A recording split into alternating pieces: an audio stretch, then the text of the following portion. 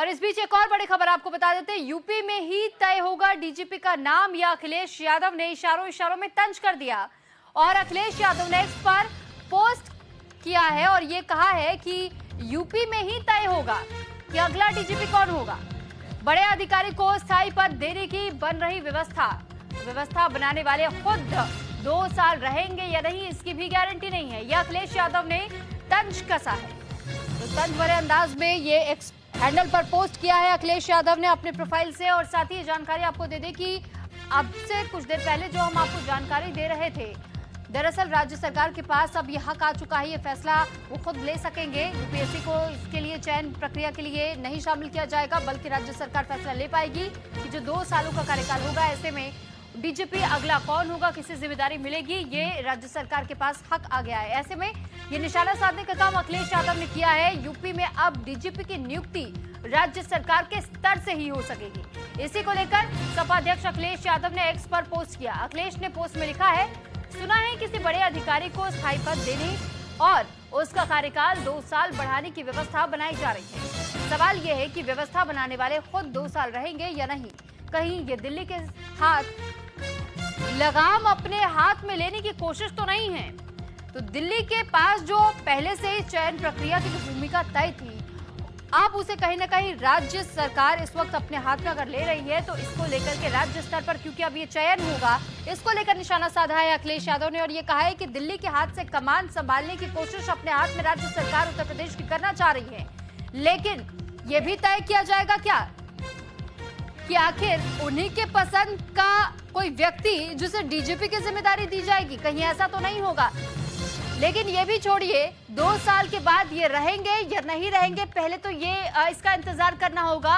ये तंज भरे अंदाज में अखिलेश यादव ने पोस्ट साझा किया है। दिल्ली बनाम लखनऊ 2.0, ये उन्होंने अपने पोस्ट में सबसे अंतिम में लिखा है।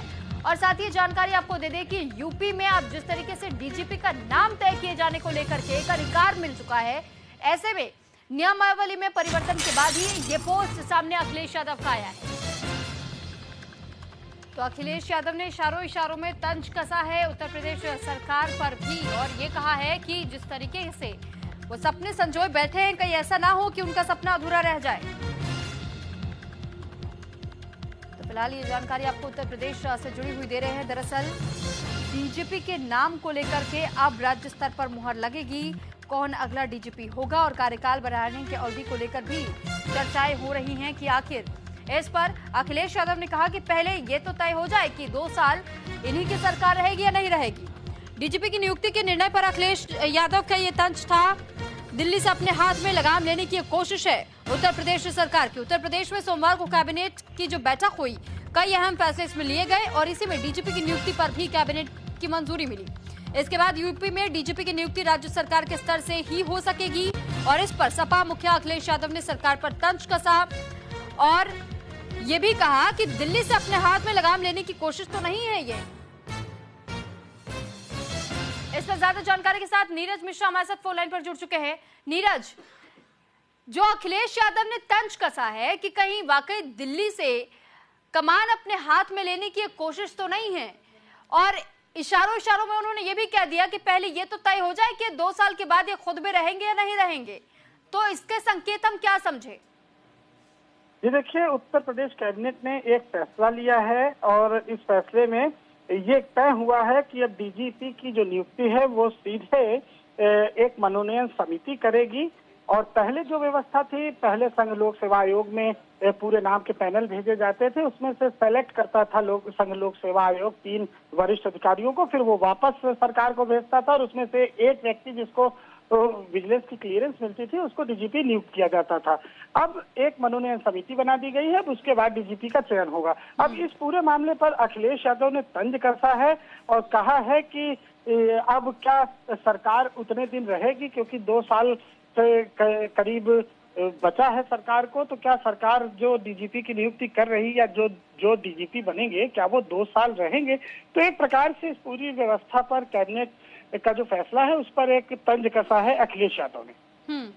लेकिन साथ ही इसमें यह भी तो गौर करने वाली बात है नीरज कि जिस तरीके से अब इस नियमावली में यह भी कहा गया है कि हटाने का अधिकार भी कहीं ना कहीं पूरी तरीके से राज्य के पास ही आ जाएगा।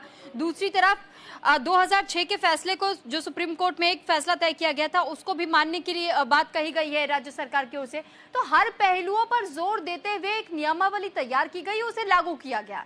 तो इससे आपत्ति अखिलेश यादव को आखिर क्यों हो रही है? वो ऐसा क्यों सोच रहे हैं कि कमान दिल्ली से सीधे तौर पर उत्तर प्रदेश में लेने की कोशिश की जा रही है, अपने हाथों में लेने की कोशिश की जा रही है? दूसरी तरफ वो निशाना भी साध रहे हैं कि पहले 2 सालों में इनकी सरकार बच तो जाए, उसके बाद तो वो ऐसा कोई फैसला लेंगे।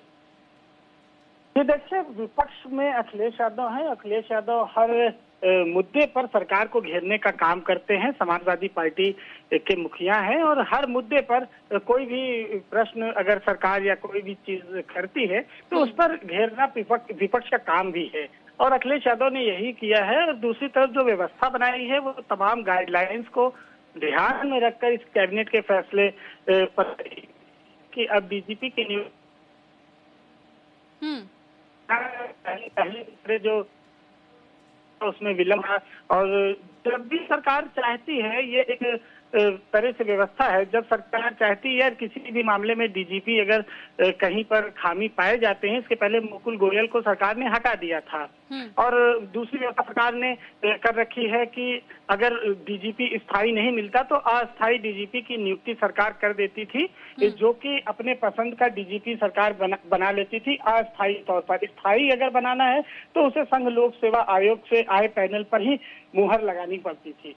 तो अब दूसरे तरीके से भी सरकार अपने पसंदीदा डीजीपी का नाम तय कर लेती है। तो अब लेकिन अब ये व्यवस्था बनाई गई है कि जो मनोनयन समिति में रहेंगे उसमें वरिष्ठ लोग हैं, हाई कोर्ट के रिटायर्ड जज रहेंगे, इसके अलावा एसीएस होम रहेंगे, और बड़े जो अधिकारी हैं उनका पूरा पैनल रहेगा। तो अब वो तय करेगा कि कौन उत्तर प्रदेश का डीजीपी होगा, और उसकी जो जॉब रहेगी, जो नौकरी रहेगी, वो कम से कम 6 महीने की बची होनी चाहिए, तभी वो डीजीपी की रेस में रहेंगे। तो एक बड़ा फैसला है उत्तर प्रदेश सरकार का, कैबिनेट का। ठीक है नीरज, चलिए बहुत धन्यवाद आपका तमाम जानकारी हम तक पहुंचाने के लिए। तो फिलहाल देखिए, नीरज ने भी जिस तरीके से जानकारी दी, ऐसे में उनका भी यही कहना है कि अखिलेश यादव कोई मौका नहीं गंवाना चाहते। जब भी कभी कोई बहुत बड़ा मुद्दा उन्हें नजर आता है, क्योंकि मामला कानून व्यवस्था को लेकर भी है और साथ ही साथ राज्य सरकार के बढ़ते वर्चस्व को लेकर के, या फिर दिल्ली से कमान खिसक कर उत्तर प्रदेश आते हुए अगर वो देखते हैं तो फिर इसे वो मुद्दा बनाने की कोशिश कर रहे हैं। और साथ ही वो ये भी जता रहे हैं, वो ये भी कहीं ना कहीं इशारों में ये कहना चाह रहे हैं कि 2027 में क्योंकि विधानसभा चुनाव जब होंगे तो इन 2 सालों में पहले तो हाल फिलहाल की जो सरकार है, यानी बीजेपी की जो सरकार है, वो अपनी सरकार को पहले बचा तो ले, इसके बाद तो वो किस तरीके से राज्य का कायाकल्प करेगी या कैसे बदलाव वो करना चाह रही है, उस पर बाद में जोर दिया जाएगा। पहले अपनी कुर्सी बचाने पर ध्यान दें।